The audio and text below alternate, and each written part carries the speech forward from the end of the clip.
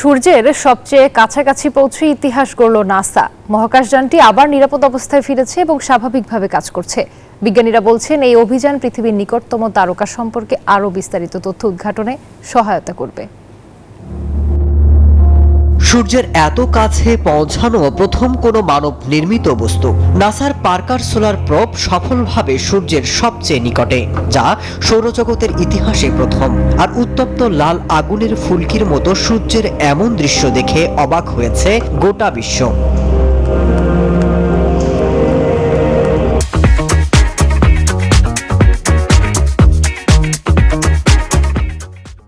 সূর্যের অনেক নিকটে প্রবেশ করায় বেশ কয়েকদিন ধরেই যোগাযোগের বাইরে ছিল solar প্রোবটি।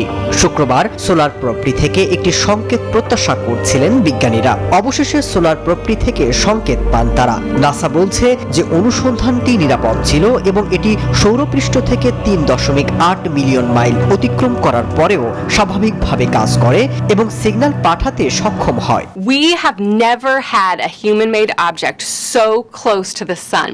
To get that close, we had to use Venus to have our gravity assist to slow Parker down so that it could get that close. সংস্থাটির দাবি সূর্যের এই ক্লোজ আপ জার্নিটি তাপমাত্রা সঠিক পরিমাপ করতে সাহায্য করবে, যা বিজ্ঞানীদের আরো ভালোভাবে বুঝতে সাহায্য করবে কিভাবে এই সূর্যের উৎপাদন লক্ষ লক্ষ ডিগ্রিতে উত্তপ্ত হয়। এই অভিযান পৃথিবীর নিকটতম তারকা সম্পর্কে আরো বিস্তারিত তথ্য উদ্ঘাটনে বিজ্ঞানীদের সহায়তা করবে বলে ধারণা করা হচ্ছে।